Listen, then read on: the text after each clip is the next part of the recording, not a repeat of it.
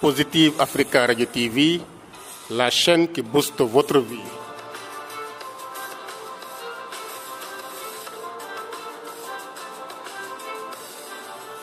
Avec Positive Africa Radio TV, devenez le meilleur de vous-même.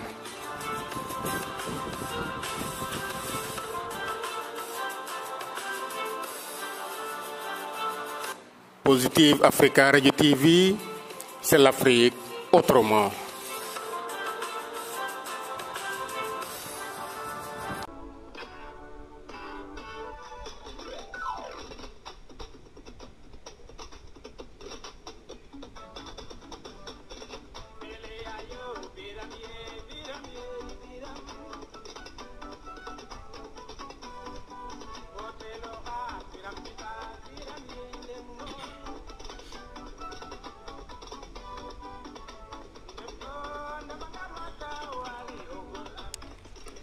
Bonjour à tous et à toutes, chers amis de la radio Positive Africa Consulting. Nous avons le plaisir de vous recevoir encore aujourd'hui sur notre chaîne YouTube Positive Africa Radio TV. Positive Africa Radio TV qui se veut être une radio qui lutte pour le panafricanisme, pour l'unité des peuples africains, mais également pour la restauration de la culture africaine. Positive Africa Radio TV, c'est l'Afrique autrement. Aujourd'hui donc, nous allons entamer une nouvelle rubrique, c'est la rubrique des chroniques. Et nous allons aujourd'hui traiter d'une chronique que nous appelons les aventures de Mignane. Les aventures de Mignane qui vont nous plonger un peu dans le monde culturel et traditionnel sérère, mais également dans le monde culturel et traditionnel africain. Cette chronique qui a été rédigée par moi-même, coach Ngor Boukar Ndiaye, donc sera un voyage à travers la conscience et la mémoire du monde noir. Il y a un proverbe sérère qui dit « Si tu regardes ton enfant, tu verras ses questions avant de les entendre ». Et un autre proverbe ivoirien nous dit « Le poulailler reste un palais doré pour le coq, malgré la puanteur des lieux ». Alors, chers amis, je vous demande d'écouter attentivement cette chronique dont aujourd'hui nous allons vous livrer l'épisode 1, les aventures de Mignane. Écoutons.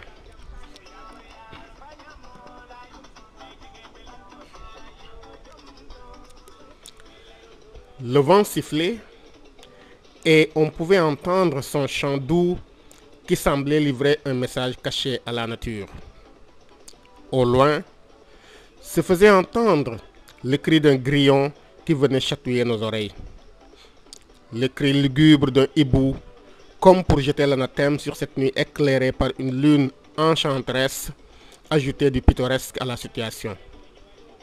Mignane était couché sur son lit en tige de rognier, juché sur un pilotis à 2 mètres du sol et qu'on appelait Ndalane. À sa droite, ses vaches se reposaient tranquillement. L'odeur des bêtes et de la bouse, mêlée à la fraîcheur nocturne, lui faisait du bien. Il pouvait entendre le crépitement du feu qu'il avait allumé pour se réchauffer. Tout ceci lui donnait une sensation agréable, inimaginable. Mais Mignane, depuis qu'il s'était couché, n'avait pas fermé l'œil. Il ressassait sans cesse les mêmes pensées, se posait toujours les mêmes questions. Que fera-t-il de sa vie? Que va-t-il devenir? Il était inquiet de son avenir. Depuis 5 ans, il avait décroché son doctorat d'État en mathématiques et physique. Il avait également un master 2 en sciences économiques et une licence en anglais. Malgré tous ces diplômes, le pauvre Mignane ne parvenait pas à trouver un emploi stable et décent. Il n'avait que des contrats de stage par-ci, par-là, et des fois, il était pris comme chargé de cours pour un semestre dans une école de la place. Il ne comprenait pas. C'est comme si la malédiction était tombée sur lui. Il avait tout essayé, mais rien n'y fit. Alors, fatigué de se voir renvoyer tout le temps par les employeurs il avait décidé de rentrer au village auprès de son oncle Wali et de l'aider à garder son troupeau. Il prendrait ainsi le temps de réfléchir et peut-être que la voie s'éclairera devant lui.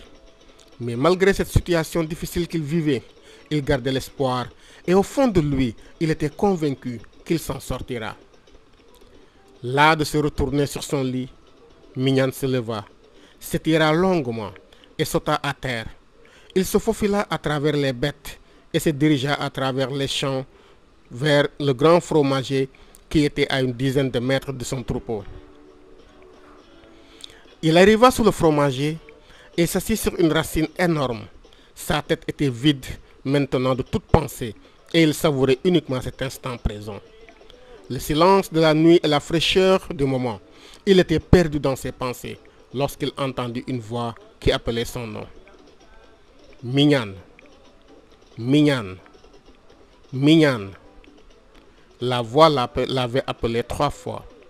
Il ne répondit pas, car on lui avait appris qu'il ne fallait pas répondre à une voix dont on ne voit pas la personne. Mais soudain, un vieillard se montra devant lui. Il était habillé d'un pagne en coton blanc avec des rayures noires et sa barbe blanche était magnifique. « N'aie pas peur, reprit la voix. Je vois ton désarroi intérieur, mais ton courage et ta volonté à t'en sortir m'ont fasciné. Alors, je suis là pour t'aider. Je m'appelle Sobel. Mon nom signifie celui que tout a trouvé sur place. Et toi, ton nom signifie celui qui a duré. Demain, au petit matin, tu iras dans un village appelé Mouni, c'est-à-dire prends patience. Là-bas, tu trouveras un homme appelé Madan, au témoin de tout. Il te dira ce que tu dois faire. Les clés de ton bonheur sont entre ses mains. Mais il ne se laisse pas trouver facilement. Il te faudra user de tout ton esprit, de ton cœur et de ton courage pour trouver le village de Mouni et le vieux Madan. Mais malgré les obstacles, aie toujours à l'esprit que rien n'est impossible à celui qui veut et qui se bat pour atteindre son objectif. En partant, n'amène rien avec toi, sauf un bâton de pèlerin, une gourde d'eau et un couteau. Pour le reste, fais confiance à la providence. Tiens, prends ceci avec toi. Il lui tendit une poignée de sable fin, très noir.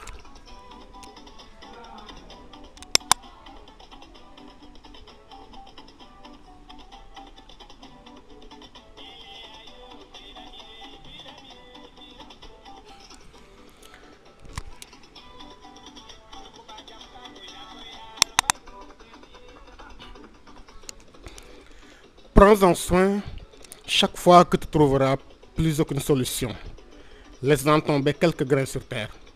Tu dois quitter le village avant le lever du jour, avant le lever du soleil, et que personne ne soit au courant de ton voyage. Avant que Mignane, tout ébahi par sa vision, n'ait pu ouvrir la bouche pour dire quoi que ce soit, le vieillard avait déjà disparu comme il était apparu.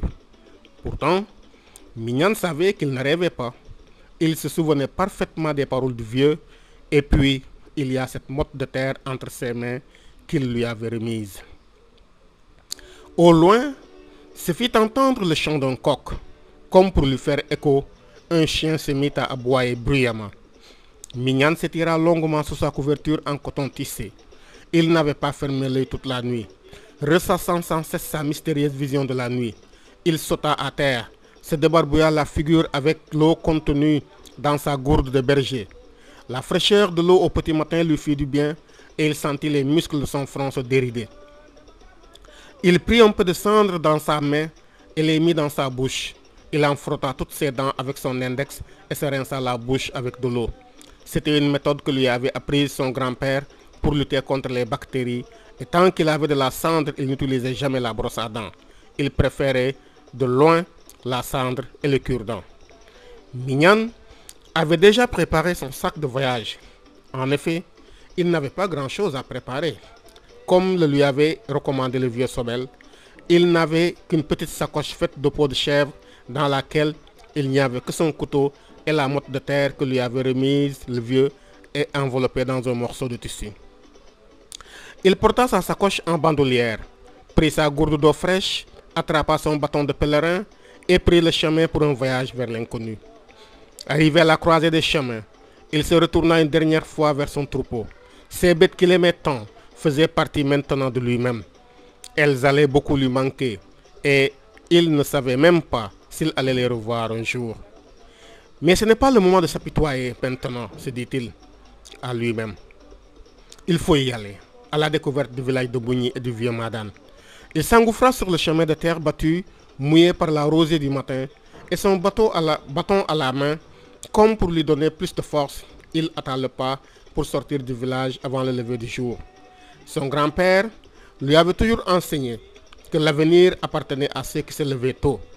Il se souvient qu'un jour, comme d'habitude, il faisait sa grasse matinée après avoir passé une nuit blanche à épiloguer de tout et de rien avec ses amis. Soudain, il sentit quelqu'un tirer sur sa couverture. Il leva la tête et c'était son grand-père Kori qui se tenait près de lui. « Réveille-toi, petit fainéant. Tu ne vois pas qu'il fait jour ?»« Oh, grand-père, maugréa-t-il, laisse-moi en paix, toi aussi. Je veux dormir. »« Ah, dormir, dormir, dit le vieux. C'est pourquoi tu n'as pas vu le bel étranger qui est passé nous voir ce matin. »« Un étranger? Qui était-ce? Et que voulait-il? » C'était l'ange de la paix et de la chance. Chaque matin, il passe très tôt pour distribuer beaucoup de grâce à ceux qui sont déjà sur pied. Mais les gens comme toi, qui dorment jusqu'à ce que le soleil ait chauffé leur derrière, n'auront jamais la chance de le rencontrer. À peine avait-il lancé sa diatribe que grand-père Kori disparaissait de la chambre. Mais son discours avait fait effet chez Mignane. Il croyait dur comme fer à ce que lui avait dit son grand-père, et depuis lors, il s'efforçait toujours de sauter de son lit avant le lever du soleil. Mignane était perdu dans ses pensées lorsqu'il arriva sous un grand tamarinier. Cela fait maintenant 2 heures qu'il marchait, et il était sorti du village depuis longtemps. Pendant tout ce temps, il n'avait rencontré personne. Il décida de se reposer un peu à l'ombre fraîche de ce tamarinier, car les rayons du soleil commençaient à darder et à chauffer un peu. Il s'assit donc sous l'arbre et s'adossa au tronc rugueux. Il enleva ses sandales fabriquées à base de caoutchouc et qu'on appelait daliwoto. Il époussetait la poussière à ses pieds lorsque quelque chose attira son attention. Il se leva, s'en approcha et se rendit compte que c'était un œuf. Mais il n'avait jamais vu un œuf pareil à celui-ci. Il était plus grand qu'un œuf de poule et avait une forme ovale. Une moitié de l'œuf était noire, tandis que l'autre moitié était blanche. Il tendit la main pour ramasser l'œuf, puis se ravisa. Il se souvint d'une formule qu'il avait apprise dans la case de l'homme. C'était une formule de protection. Il la récita 3 fois avant de ramasser l'œuf. Il sentit une sensation douce, inexplicable dans sa main au contact de l'œuf. Cet œuf était très particulier. Lorsqu'il ouvrait la main, il était mou et se relâchait. Mais lorsqu'il fermait le poing, l'œuf se durcissait et devenait incassable. De plus, s'il le retournait dans sa main, la partie noire devenait blanche et vice-versa. Mystère. Il était intrigué. Il avait bien voulu savoir ce que contenait cet œuf et pourquoi se trouvait-il là à ce moment précis. Mais le vieux Sobel lui avait dit qu'il lui fallait user durant ce voyage de patience, de son esprit et de son cœur. Il lui appartenait donc de percer les mystères qu'il allait rencontrer sur son chemin. Par expérience, il avait appris également que lorsqu'on cesse de se poser les questions, les réponses viennent tout naturellement à nous. Il mit alors l'œuf dans sa sacoche et se rassit doucement pour prendre un peu de repos.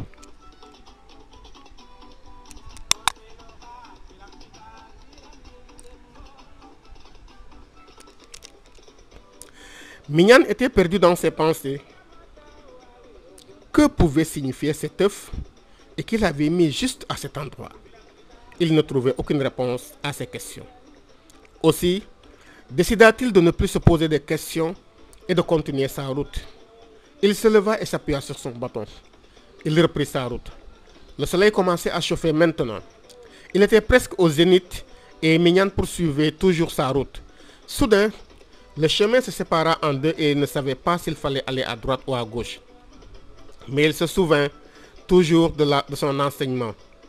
Lorsque tu arrives à un embranchement sur le chemin, où le chemin se sépare en deux, si tu ne sais plus quel chemin prendre, prend toujours celui de droite. Sans hésiter, il prit alors le chemin de droite et 100 mètres après, il tomba sur un ruisseau. L'eau était claire et le frôlement du vent à la surface faisait un bruissement agréable qui lui faisait du bien. Il arriva au bord de l'eau, s'accroupit et ôta sa sacoche qu'il posa délicatement ainsi que son bâton à 1 mètre de l'eau. Il plongea les 2 mains dans la rivière pour puiser de l'eau fraîche et au creux de sa main. Puis, il récita cette prière avant de porter l'eau à la bouche. Fofi jam, ô l'eau de la paix. Il bénissait ainsi l'eau pour la purifier de toute chose qui pouvait être nuisible à l'homme. Il en but ainsi quelques gorgées pour étancher sa soif.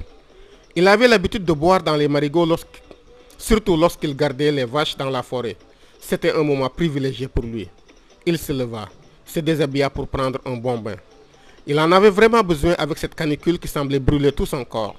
Avant de rentrer dans l'eau, il récita encore une autre prière. Tout ambele ambel jam. Jamare fangano fofi kene. No pofi ko fatayo na kili.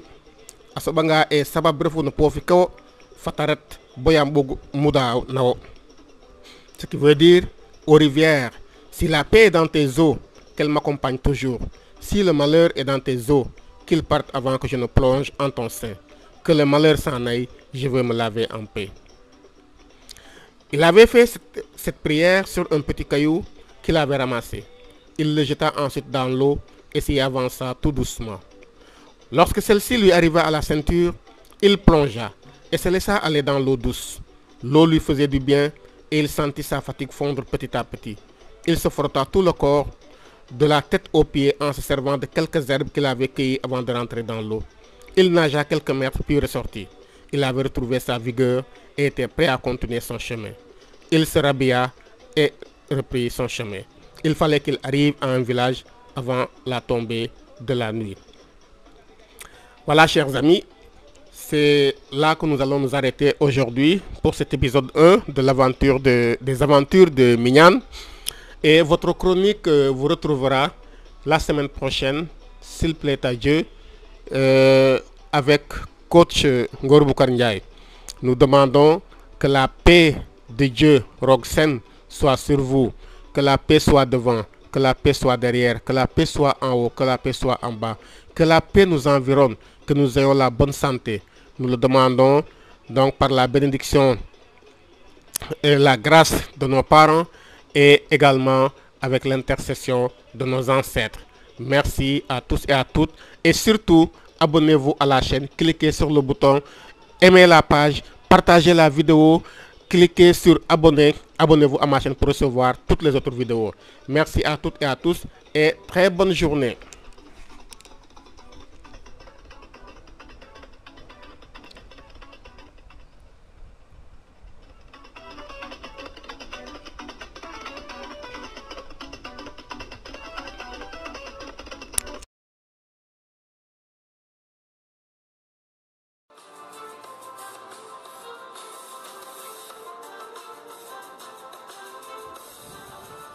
Positive Africa Radio TV, la chaîne qui booste votre vie.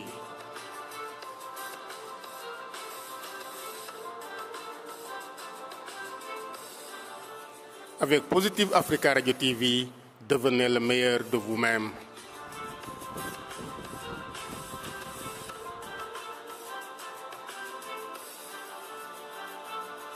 Positive Africa Radio TV, c'est l'Afrique autrement.